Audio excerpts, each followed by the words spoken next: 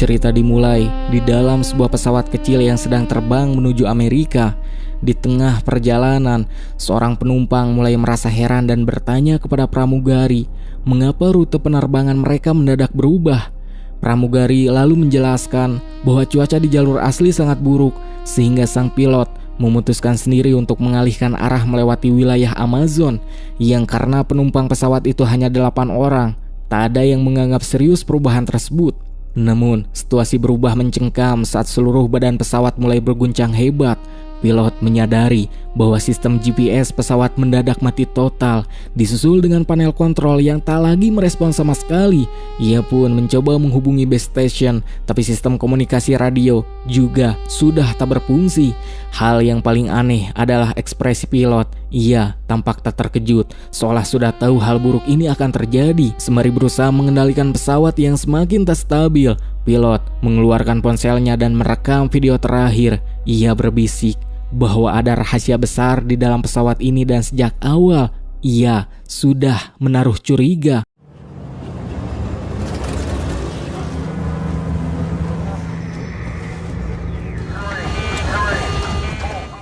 Hingga tak lama kemudian, pesawat jatuh dengan sangat cepat.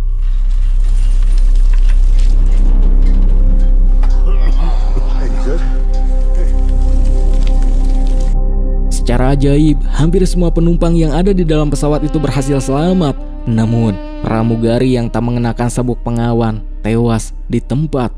Ketakutan mulai menyelimuti para penumpang. Mereka segera saling berdiskusi untuk menentukan langkah selanjutnya. Dan setelah memastikan tak ada penumpang lain yang mengalami luka serius, 2 orang lalu masuk ke kokpit untuk mengecek pilot. Yang ternyata kondisi si pilot sangat mengerikan. Beberapa cabang pohon besar menembus kursi hingga bersarang di dada pilot. Namun meski begitu, ia masih selamat. Saat mereka berusaha memindahkan kursi agar pilot bisa bernapas, suara ledakan terdengar dari luar. Semua orang pun langsung berlari keluar dan berusaha memadamkan api secepat mungkin. Mereka sadar jika pesawat ini hangus, mereka akan kehilangan satu-satunya tempat berlindung.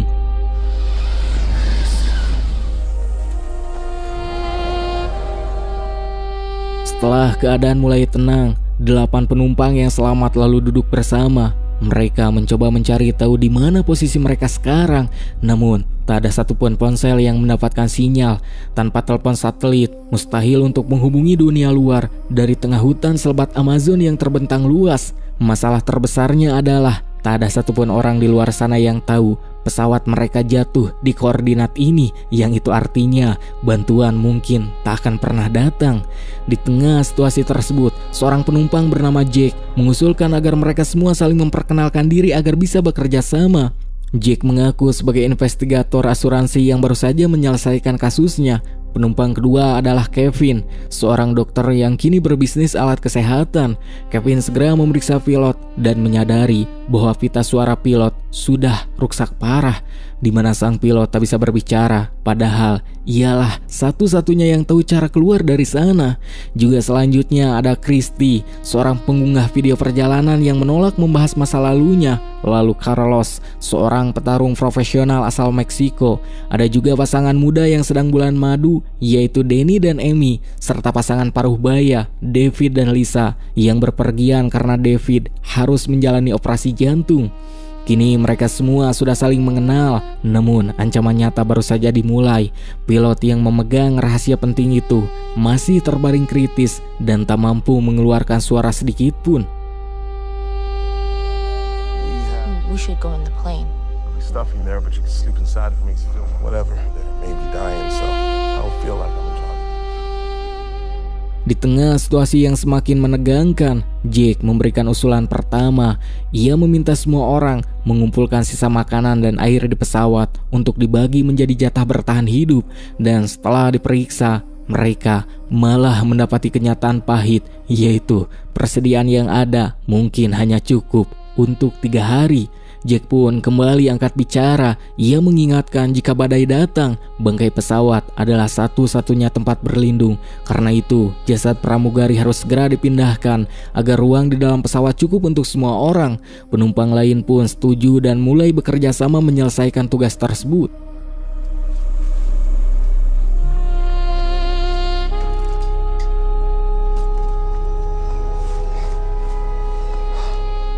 Namun setelah semua selesai, satu pertanyaan besar muncul, yaitu bagaimana cara mereka keluar dari hutan ini. Jake kemudian mendekati pilot yang terluka dan bertanya apakah ada telepon satelit yang bisa digunakan. Ia juga mendesak pilot menjelaskan kenapa pesawat bisa jatuh tanpa adanya badai besar. Hingga bibir pilot bergerak pelan, seolah ingin membongkar rahasia besar. Namun luka parahnya membuat tak satu kata pun keluar. Jake lalu meminta Kevin untuk mengobati pilot, tapi Kevin langsung menolak. Sebagai dokter, ia tahu menyelamatkan pilot butuh operasi serius, sementara mereka tak punya alat medis atau obat-obatan di tengah hutan. Dan menurut Kevin, memaksakan operasi sekarang justru dianggap bisa mempateni pilot lebih cepat. Mereka pun memutuskan untuk menunggu hingga kondisi pilot stabil. Why did we crash? How much pain the man's in? Setelah Lisa membagikan jatah makanan, suasana sedikit tenang. Harapan mulai muncul saat Christy menunjuk sebuah gunung tinggi di kejauhan. Menurutnya, puncak gunung adalah tempat terbaik untuk mencari sinyal telepon. Yang karena hari mulai gelap, mereka pun sepakat baru akan bergerak ke sana esok pagi. Coughing like that? I heard what Kevin said. There's not. She's right. Namun saat mereka bersiap istirahat, kondisi pilot mendadak ripuh. Kevin menyadari jika tak bertindak sekarang, pilot pasti akan tilar dunia. Ia pun akhirnya mengambil resiko besar, yaitu melakukan operasi darurat dengan alat seadanya, di mana penumpang lain pun segera mengumpulkan barang yang tersisa, dari mulai pisau dapur, pakakas, parang, pacul, arit, gromokson, alkohol dan juga kain. Operasi dilakukan tanpa anestesi. Pilot pun meronta hebat karena rasa sakit yang luar biasa. Namun secara ajaib, Kevin berhasil menyelesaikan prosedur tersebut. Ia yakin jika sang pilot bisa melewati malam ini dan mungkin kondisinya akan membaik esok hari. Tetapi malam itu justru menjadi awal mimpi buruk bagi mereka. Saat semua orang tertidur di luar pesawat, seorang pria bertopeng diam-diam menyelinap masuk. Ia membekap mulut dan menahan napas pilot hingga sang pilot pun tilar dunia dalam hitungan detik.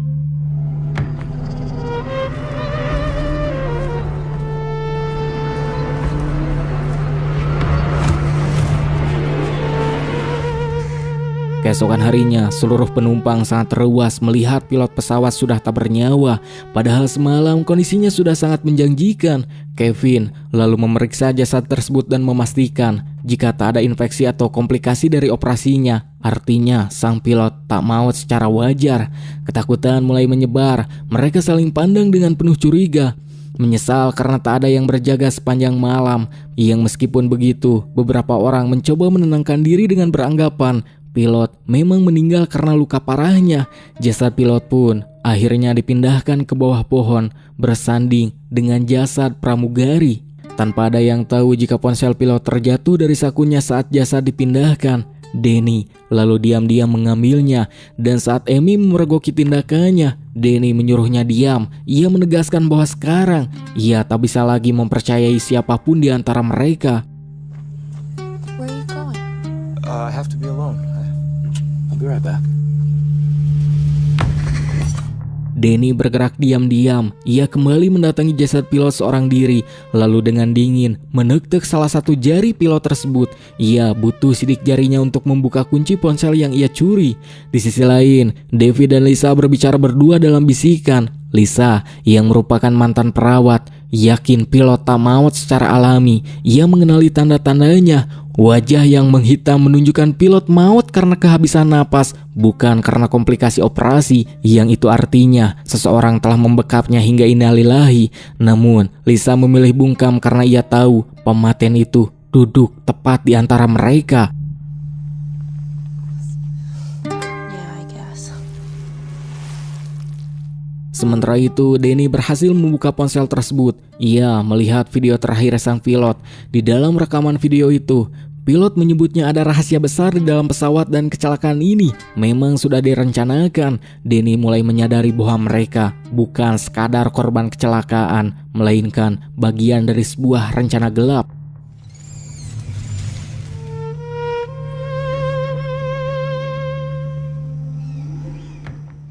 Keesokan harinya, kelompok ini berkumpul untuk merencanakan pendakian gunung demi mencari sinyal. Di tengah diskusi, Christy akhirnya membuka jati dirinya. Ia bukan sekadar blogger, melainkan jurnalis investigasi yang sering mengincar kelompok kriminal internasional. Alasan ia berbohong sederhana, ia takut menjadi target pertama jika ada kriminal di antara mereka. Pengakuan ini pun bukannya malah menenangkan, malah membuat semua orang semakin saling curiga. Hingga tensi sedikit mereda saat Carlos membawa kabar baik. Ia menemukan perangkat GPS cadangan di puing pesawat. Sebagai anak teknis listrik, Carlos yakin bisa memperbaikinya. Jake kemudian membagi tugas. Carlos fokus pada alat tersebut, sementara yang lain masuk ke hutan mencari makanan dan air karena stok mereka sudah kritis.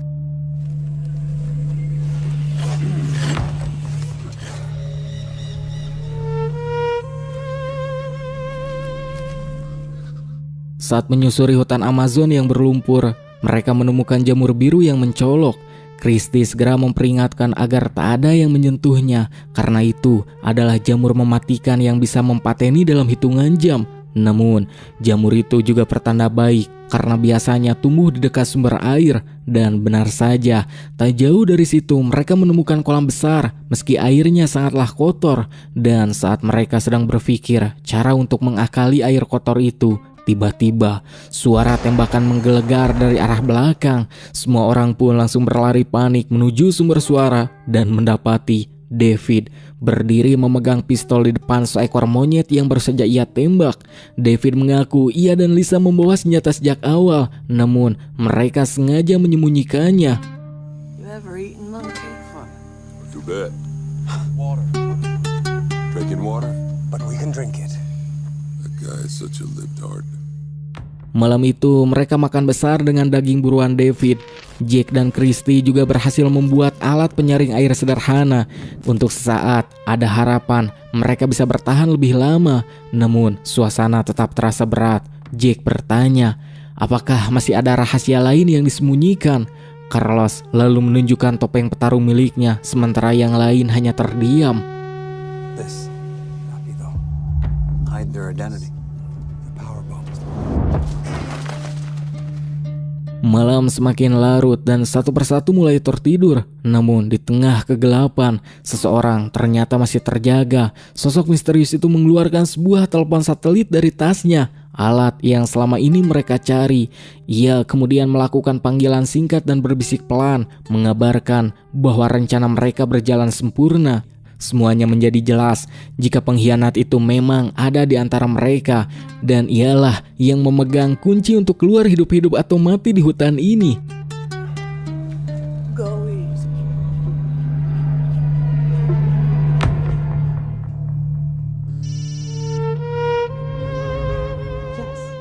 Pagi hari pecah oleh jeritan histeris Lisa. David ditemukan sudah tak bernyawa dengan busa keluar dari mulutnya. Kevin segera memeriksa jasad tersebut dan menarik kesimpulan cepat jika David maut karena keracunan, sebab gejalanya sangat identik dengan efek jamur biru mematikan yang mereka temukan di hutan kemarin.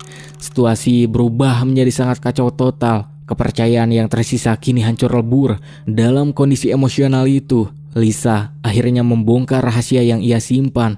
Ia memastikan bahwa pilot juga dipateni secara sengaja dengan cara dibekap. Lisa mengaku sempat membicarakan kecurigaannya ini kepada David semalam, dan ia merasa ada seseorang yang menguping pembicaraan mereka, dan David kemungkinan dipateni untuk membungkam saksi. Namun muncul fakta yang lebih mengerikan. Seseorang telah mengambil jamur beracun itu secara diam-diam dan mencampurkannya ke dalam makanan. Masalahnya, makanan yang dimakan David sebenarnya adalah jatah milik Amy. David hanya memakannya karena Amy tak sanggup menelan daging monyet. Artinya target asli pematenan itu kemungkinan besar adalah Amy. Kini semua orang sadar mereka sedang terjebak dengan seekor predator, dan di tengah kepanikan, Danny akhirnya menunjukkan video rekaman pilot kepada semua orang. Pesan itu jelas, pesawat memang sengaja dijatuhkan. Ini adalah konspirasi, bukan sekadar musibah. I don't know where I am. I don't have much fuel. Land, I'm dead. Maybe you're in danger too? So who's gonna be next? Pas saat ketegangan memuncak, Carlos mengumumkan bahwa perangkat GPS cadangan sudah berfungsi dan siap mengirim sinyal darurat dari puncak gunung. Namun, muncul dilema baru. Pematen di antara mereka pasti tak akan membiarkan bantuan datang. Akhirnya, mereka pun lalu dibagi. Carlos, Kevin, dan Christy akan mendaki gunung, sementara Jake tetap tinggal di camp untuk menjaga penumpang yang tersisa. Carry it. You can switch. And the view. If there is one. Pendakian menuju puncak gunung pun sangat menguras tenaga, sebab mereka harus bertarung dengan medan curam dan akar pohon yang melilit. Dan di tengah perjalanan, Christy menangkap detail kecil yang mencurigakan, yaitu Carlos sedang mengunyah permen karet yang bungkusnya identik dengan stok persediaan mereka yang hilang. Christy pun mulai curiga jika Carlos adalah pencuri logistik mereka, atau bahkan lebih dari sekadar itu. Secara taktis, Christy lalu mengambil alih perangkat GPS dari tangan Carlos untuk memastikan alat itu tetap aman di bawah kendalinya. Hingga beberapa jam kemudian, mereka pun akhirnya tiba di puncak. Namun, sebuah insiden terjadi. Kaki Christy terpleset di tepi jurang. Ia nyaris jatuh bersama perangkat GPS tersebut. Dan di luar dugaan, Carlos dan Kevin bereaksi cepat dan bertaruh nyawa untuk menariknya kembali ke atas. Setelah selamat, Christy mulai bimbang jika salah satu di antara mereka adalah pematainya. Membiarkannya jatuh adalah cara termudah untuk melenyapkan saksi sekaligus menghancurkan GPS. Quite a view. Think it'll work. Thought I took pretty good care of you back there. It's done. Setelah situasi tenang, Carlos mulai memasang dan mengaktifkan alat tersebut. Lampu indikator itu pun menyala dan mereka bertiga merasa sedikit lebih lega, yakin bahwa sinyal darurat telah terkirim ke dunia luar. Namun, mereka tak menyadari satu hal fatal. Setelah mereka memasang dan meninggalkan alat itu di puncak, seseorang menyabotase perangkat itu dengan memutus kabel internalnya, dan harapan mereka untuk selamat mungkin baru saja dihancurkan secara permanen. Good work, Carlos.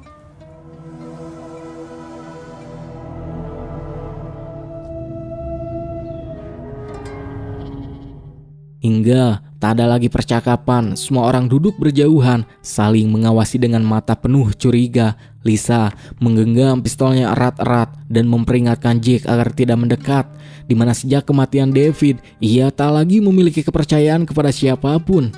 Ketegangan juga terjadi antara Danny dan Amy. Danny bersikap sangat posesif dan melarang Amy berbicara dengan penumpang lain. Sikap agresif ini pun justru membuat Amy ketakutan. Dan untuk pertama kalinya, Amy menyadari bahwa ia sebenarnya tak benar-benar mengenal masa lalu pria yang ia cintai itu. Ia hanya nekat kabur mengikuti Danny, dan sekarang di tengah hutan penuh kematian, keputusan itu terasa seperti kesalahan fatal. Saat Amy mempertanyakan masa lalunya, Danny meledak marah dan mengklaim bahwa tanpa dirinya Amy sudah lama tewas. I need my pills. Where are they? Over there. I'm sorry. Tak lama kemudian, Carlos, Kevin, dan Christy kembali dari gunung. Mereka membawa kabar bahwa GPS sudah aktif dan tim penyelamat kemungkinan tiba besok pagi. Berita ini sedikit meredakan tensi. Malam itu, semua orang yang tersisa makan dalam keheningan yang canggung, berharap bisa bertahan sampai fajar. Namun, saat semua tertidur, Carlos ternyata masih terjaga. Terobsesi dengan mimpinya sebagai petarung, ia pun berlatih gerakan tarung di kegelapan hutan. Dan terungkaplah bahwa alasan ia mencuri makanan sebelumnya adalah demi menjaga kondisi fisiknya untuk kompetisi. Namun tiba-tiba, Carlos melihat sesosok bayangan berdiri di tengah hutan, mengenakan pakaian hitam dan memakai topeng miliknya sendiri. Sebelum Carlos sempat bereaksi, sosok itu langsung menyerang dengan pisau, dan dalam hitungan detik, Carlos tilar dunia.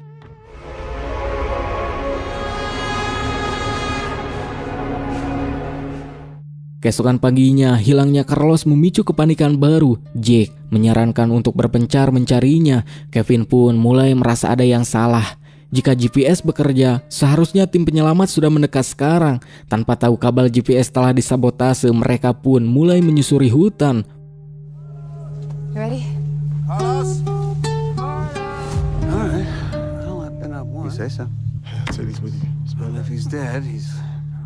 Berjam-jam pencarian nihil hingga Kevin dan Christy memutuskan kembali ke puncak gunung. Hingga di tengah jalan, mereka melihat sekumpulan burung pemakan bangkai berputar di satu titik. Dengan firasat buruk, mereka menuju lokasi tersebut dan menemukan jasad Carlos yang penuh luka tuncerban. Berita innalillahi Carlos membuat camp chaos. Kecurigaan langsung tertuju pada Danny dan Amy karena posisi tidur mereka paling dekat dengan Carlos malam. Danny membela diri mati-matian, tapi tak ada satupun orang yang percaya, di mana situasi semakin kritis saat Lisa menyadari semua peluru di pistolnya telah hilang dicuri, menyisakan hanya satu peluru di sakunya. Kevin pun kemudian menyinggung tato di punggung Danny yang identik dengan simbol geng kriminal. Karena terdesak, Danny akhirnya jujur. Ia mengaku tato itu didapat secara paksa saat ia dipenjara atas tuduhan palsu. Dan setelah terbebas, ia bekerja sebagai supir di rumah keluarga Amy hingga mereka jatuh cinta. Danny pun mengaku awalnya ia hanya ingin mengincar kekayaan Amy, tapi kini ia tulus mencintainya dan siap melakukan apapun untuk melindunginya. What I feel for her. Menjelang malam, badai besar menghantam Amazon. Hujan deras dan angin kencang memaksa mereka semua berlindung di dalam bangkai pesawat yang sempit. Namun, justru di tengah deru badai itulah rahasia terbesar mulai terkuak. Kevin. The rain? Yeah, but there must be something between where we are. Hujan deras terus menghantam badan pesawat yang sudah ringkih. Angin kencang membuat kabin bergetar hebat hingga sebagian atapnya roboh. Benturan itu juga menjatuhkan beberapa tas besar dari kompartemen atas kabin. Jake kemudian mendekat dan membuka salah satunya. Seketika semua orang terdiam.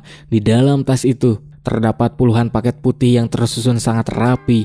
Danny yang memiliki pengalaman di dunia gelap langsung mengenali isinya. Itu adalah obat terlarang dalam jumlah besar yang nilainya mencapai jutaan dolar. Hingga seluruh teka-teki pun mulai terjawab. Maskapai penerbangan murah ini ternyata hanyalah kedok untuk jaringan penyelundupan narkoba internasional. Pesawat ini kemungkinan besar sengaja dijatuhkan agar semua bukti lenyap bersama para penumpangnya di tengah lebatnya hutan Amazon. Namun, fakta ini memicu ketakutan baru. Pematen di antara mereka mungkin ingin menguasai barang haram ini sendirian. Amy yang sudah mencapai batas mentalnya tak sanggup lagi menahan takut. Ia nekat berlari keluar menembus hutan di tengah badai. Danny pun segera mengejarnya, disusul oleh Lisa yang membawa satu peluru terakhir di pistolnya. Kevin memperingatkan agar tak ada yang berpencar, tapi situasi sudah tak terkendali.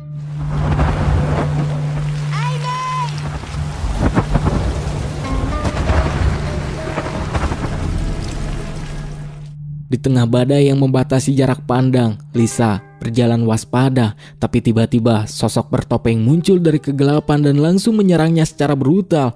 Lisa pun mencoba melawan dan berusaha untuk menarik topeng si pematen, namun tenaganya keburu habis. Lisa akhirnya tewas di bawah guyuran hujan tanpa sempat melihat wajah sang pelaku.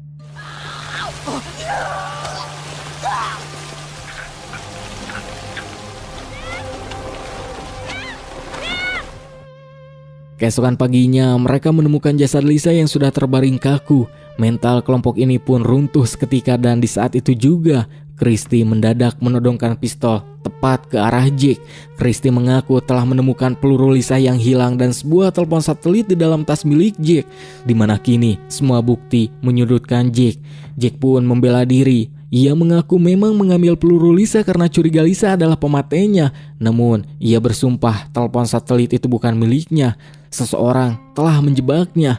Kevin pun mendesak agar telepon itu segera digunakan. Namun, alat itu terkunci, kata Sandy. Semua orang pun yakin jika hanya Jake lah yang mengetahui kunci ponsel tersebut. Danny yang emosi langsung menghajar Jake secara brutal. Tapi untungnya Kevin berhasil meredakan kemarahan Danny, karena jika Jake innalillahi, Sandy itu akan terkubur selamanya dan mereka tak akan pernah keluar dari hutan ini. Akhirnya mereka mengikat Jake. Dengan hanya 4 orang tersisa, Kevin diberikan tugas untuk memaksa Jake berbicara. Kevin mulai menyiksa Jake, namun Jake tetap pada jawaban yang sama. Ia teu nyaho nanaon. What now, Doc? I don't understand you, Zach. I'm DEA. If anybody hurts me, though, I already told you it's not mine. Give it up and let us all go home. I'm begging you. Sementara itu, Christy, Danny, dan Amy kembali mendaki gunung untuk memeriksa GPS. Hingga sesampainya di puncak, mereka menemukan kenyataan yang sangat pahit. Kabel GPS itu sudah putus. Selama ini memang tak pernah ada sinyal bantuan yang terkirim. Juga harapan mereka benar-benar telah diputus sejak awal. Tanpa membuang waktu, Christy segera menyambungkan kembali kabel GPS yang terputus. Dan beberapa detik kemudian, perangkat itu kembali aktif. Untuk pertama kalinya sejak kecelakaan, sinyal darurat berhasil menembus lebatnya Amazon. Di pusat pemantauan Amerika, para petugas mendeteksi koordinat pesawat tersebut. Namun muncul kendala hukum, yaitu lokasi jatuhnya berada di luar wilayah Amerika. Sementara itu di Amerika, seorang investigator pemerintah bernama Claire mendatangi kantor maskapai penerbangan tersebut. Ia membawa surat penyelidikan resmi karena perusahaan tak pernah melaporkan hilangnya pesawat itu secara terbuka. Cora, manajer maskapai, menanggapi dengan sangat tenang. Ia tahu bahwa secara hukum hanya militer Meksiko yang berhak melakukan operasi penyelamatan di area itu. Namun sebuah fakta besar terungkap. Claire ternyata adalah istri Jack. Selama ini Jack bukan sekadar penumpang biasa. Ia sedang menjalankan misi rahasia untuk membongkar jaringan narkoboy maskapai tersebut. Dengan pengakuan ini jelas bahwa Jack bukanlah pematennya. Lantas siapakah pematen yang sebenarnya? Lajeng. 6 days of nothing. I'm closer to him than I am to anyone. I tried to help the guy and the son. Is that against the law? Di tengah hutan, Christy diam-diam menemui Jack yang masih terikat. Ia mulai merasa Jack memang dijebak. Jack memberikan penjelasan yang masuk akal. Jika ia memang pematainya, ia tak akan mencuri peluru, melainkan langsung mengambil pistol Lisa dan menghabisi semua orang. Christy pun akhirnya memutuskan untuk melepas ikatan Jack dan menyuruhnya bersembunyi sebelum Kevin kembali melakukan penyiksaan. Any idea what was going on? But first, Spare me the heroics. If you come anywhere near me, so do I. just stay out of sight, yeah? Keesokan paginya, Kevin, Danny, dan Amy panik saat menyadari jika Jack sudah tak ada. Christy pun lalu berpura-pura tak tahu. Namun ketakutan justru menyelimuti Danny dan Amy. Mereka yakin jika Jack bebas, ia akan membalas dendam kapan saja. Dan di tengah kekacauan itu, Danny memutuskan untuk memisahkan diri bersama Amy. Sebab ia sudah tak percaya pada siapapun lagi. Christy sempat mencoba mencegahnya karena berpencar hanya akan mempermudah pematen beraksi. Namun Danny tetap pergi. I think he was telling the truth. Sure. I never met any people. Jack kini berjalan sendirian di hutan, menghindari semua orang kecuali Christy.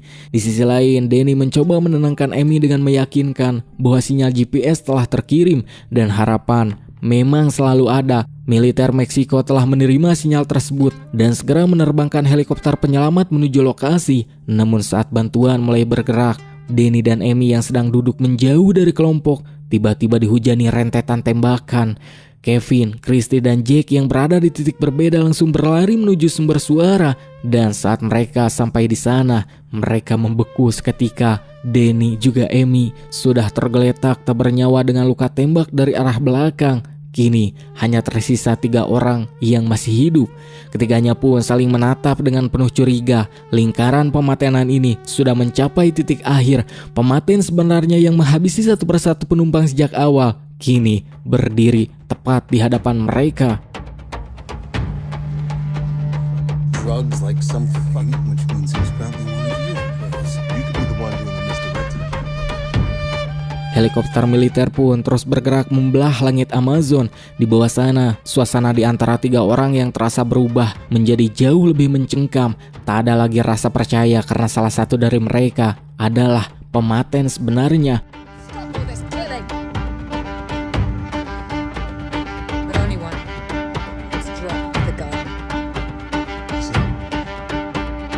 Hingga Kevin pun akhirnya memecah keheningan. Ia menuduh Jack sebagai dalang karena semua bukti fisik telepon satelit dan peluru Lisa ditemukan di tas miliknya. Namun Jake langsung membalas. Ia menegaskan bahwa Kevin lah yang paling mencurigakan karena selalu berada di dekat setiap korban.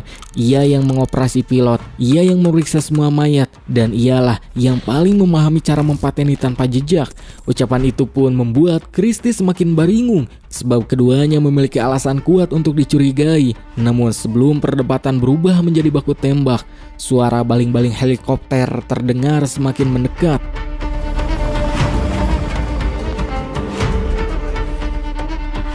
Untuk saat mereka merasa ini adalah akhir, namun di detik itu juga Kevin secara tak jelas pergi meninggalkan Jake dan Christie tanpa sasalaman. Menanggapi keanehan Kevin, Jake dan Christie menyimpulkan jika dalang dibalik semua musibah yang dialami mereka tak lain adalah Kevin, yang karena tak ingin nasib mereka sama seperti teman-temannya, Jake dan Christie pun memutuskan untuk pergi ke puncak, tempat di mana mereka meletakkan GPS untuk menunggu kedatangan pahlawan.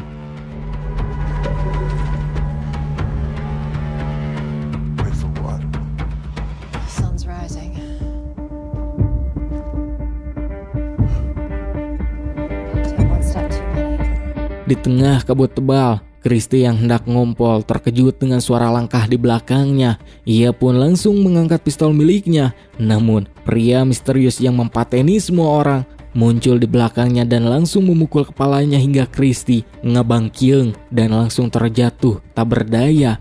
Setelah itu, si pria bertopeng ini pun lalu menghampiri Jake dan menodongkan senjata. Jake yang menyadari jika ia takkan bisa melawan, hanya bisa terus mundur hingga saat ia melihat ke belakang. Jurang sudah tepat di kakinya.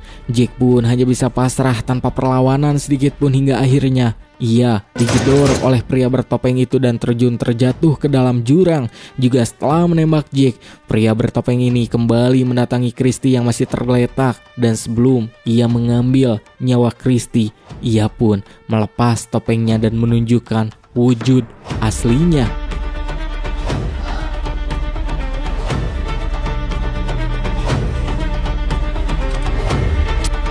Tak lama kemudian pasukan penyelamat datang. Mereka tak percaya dengan semua yang mereka lihat, dan setelah mereka selesai mengumpulkan orang yang sudah tak bernyawa, mereka lalu pergi meninggalkan hutan teror itu. Namun saat sedang mengudara, salah satu tentara melihat Jake yang ternyata masih hidup.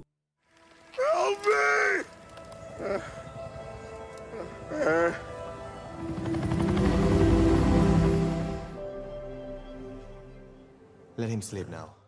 Dengan sangat mengejutkan, Kevin terlihat tertawa puas di dalam pesawat yang sedang mengudara, sebab ia membawa semua barang haram yang mengambil nyawa orang-orang. Namun di saat itu juga pesawat yang ia kendalikan mengalami kerusakan dan bahan bakarnya tumpah berceceran. Kevin yang tadinya bahagia mendadak mengubah ekspresinya saat ia menyadari jika sekarang adalah bagiannya.